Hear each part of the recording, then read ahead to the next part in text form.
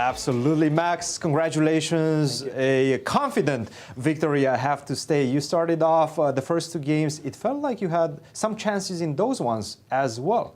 I was winning in game one by a full pawn, and I was just thinking to myself how not to repeat what I did in round one, because I was winning after 14 moves, and then I had so many possibilities that they just swarmed my head, and I couldn't figure out. How do you deal? Because they all looked winning, so I just couldn't make decisions. You're such an experienced player. How do you deal with those type of situations? The experience comes also with practice, and that I didn't have for quite some time. So, for this game at least, I tried to think back to round one and try to avoid what happened in round one. Let's take a look at this game. It felt like you got a devastating position after 10 moves of play. Yeah, thought I was winning after 9 moves. Yeah. Bishop to g4. Were you? What was your first instinct when you saw this move? Were you shocked? I was shocked. I was like, this is not playable. This cannot be playable. I think Black is worried about Queen A5, Bishop takes knight. Yes.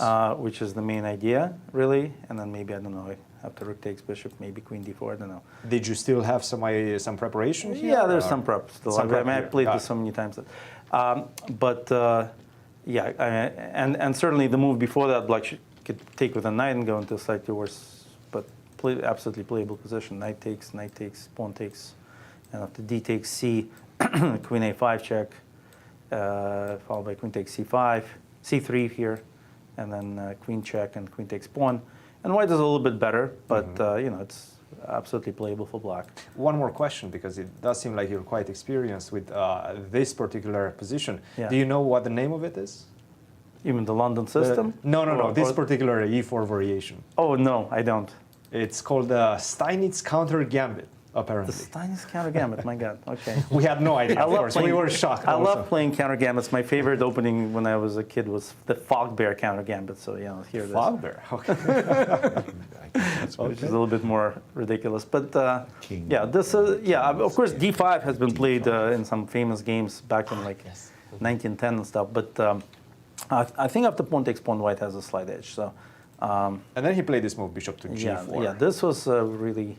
Yeah, so I mean, actually before H3, I was thinking maybe, because I was trying to make use of the fact that Black cannot go knight D7 ever, because if he goes knight D7, I play C6 and Bishop A6, which will win the Rook on A8. Ooh. So I thought about F3 here, and then taking and castling. Yes. And then so that on knight D7, I have pawn takes pawn followed by C6 with this idea that I just outlined. Yes. Yeah, this is kind of I don't know. This doesn't look pretty. Probably Black has to go. I don't know. This is over. Well, it's over. But I thought he'd go Bishop D7 anyway, because that's the only really square I thought I saw for him. So yeah, castles and Bishop D7. Yeah. I mean, still. You wanted to take that pawn on E4 for free. But still, this is come on. I mean, could this be really playable? I mean, I don't think so. But so again, I had a choice, but I said, okay, let's play simple this time. Not to repeat my game against Dmitry, and because now I'm just winning a pawn, and then I was like, again I thought, okay, knight E2, but why? Because I thought if the knight gets to F3, it's actually going to be stronger. So eventually I just took, and then I was like, okay, what's he going to figure out? Where is the counterplay coming from? So exactly. he actually thought of one idea, right, which is G6, I think first, King C7, Knight 3, G6, and this was the final, I think, calculation that I had to figure out what to do in his setup, and I saw this idea Bishop D2, Bishop C3, which wins another pawn, basically. Very nice, yeah. And I don't see what he could do. I don't know, maybe. No, the position nothing? after Bishop G4. Yeah, and this was a little trick that he obviously knight D4. But that doesn't work because I double my rooks when he trades on D4 and goes F5. I just play Rook D1, and game over.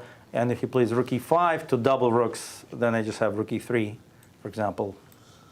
Rook E3, Rook C5, Bishop B7. For example. This is Nice. 2 pawns up, dominant. 2 pawns up. Yeah. And the key is always to have 2 extra pawns on one side. And that's what I was trying for against Dmitry, and I kept failing horribly. the way I blundered. But I think I blundered about 5 different wins in that game. Yeah. Plus or minus 2.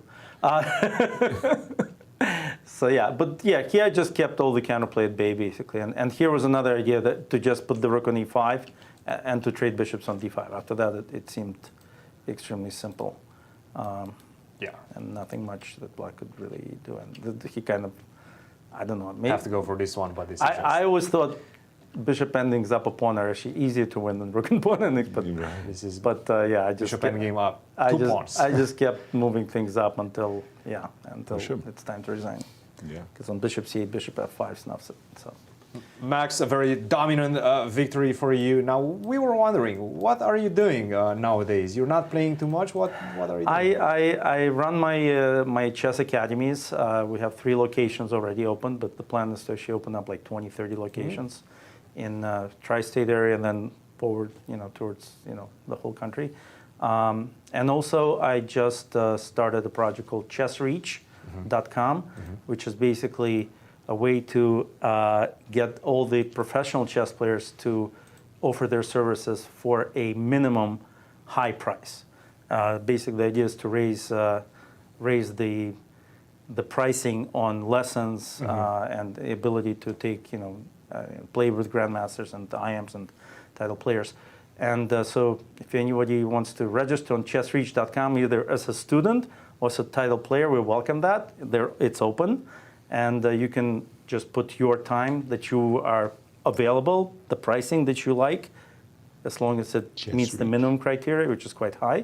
And off you go. You can get yourself a student or learn from someone really good. Definitely a busy man, keeping busy. Congratulations, Thank you. Max. Congratulations for the game, and we'll see you in the rest of your games. Thank you. Max, 2 questions for you, please. Sure. Repeat. It's www.chessreach. Reach, that's in reaching out. Yeah. Reachingout.com. Chessreach.com. And yeah. that's where people can get in touch Yeah, with they can your get coaches. fill out their profile, whether they're a coach, a title player. It starts with FMs, goes up to GMs, Gotcha. and or they can fill out their profile as a student, what they're looking for, and they'll be set up with. They'll be matched. Yeah, it's a soft launch for now, but once it gets off, there'll be a lot of matches. Second It's question. like a dating service for learning chess. Tinder for chess. There we go. Nice. Chess Reach. Right. Second question for you. How do you overcome the depression of letting an opponent off the hook, just like you did with Dmitry in the first round? Frustrating. Very easily. I did the same with black yesterday, and so I felt very good. Okay. But generally, I'm basically thinking about the tournament 3 years ago, where I started with 1 out of 6 and then finished with 3 wins in a row.